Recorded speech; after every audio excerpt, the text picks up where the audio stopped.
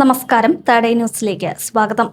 ചർമ്മ സംരക്ഷണത്തിന്റെ ഭാഗമായി നമ്മളിൽ പലരും ഉപയോഗിക്കുന്നതാണ് vitamin C serum.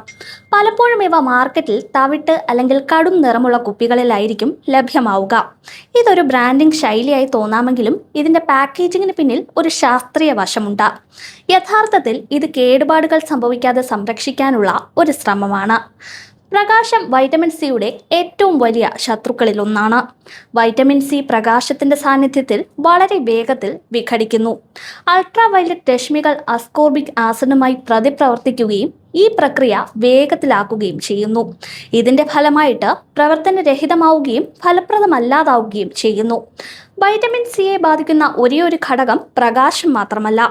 Vitamin C ഒരു ആന്റി ഓക്സിഡന്റ് ആയതിനാൽ അത് വായുവിലെ ഓക്സിജനുമായി എളുപ്പത്തിൽ പ്രതിപ്രവർത്തിക്കുന്നു.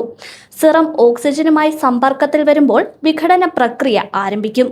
വൈറ്റമിൻ സി സിറം മഞ്ഞയോ തവിട്ട് നിറമോ ആയി മാറിയാൽ അത് ഓക്സിഡേഷൻ സംഭവിക്കുന്നു എന്നതിൻ്റെ സൂചനയാണ്.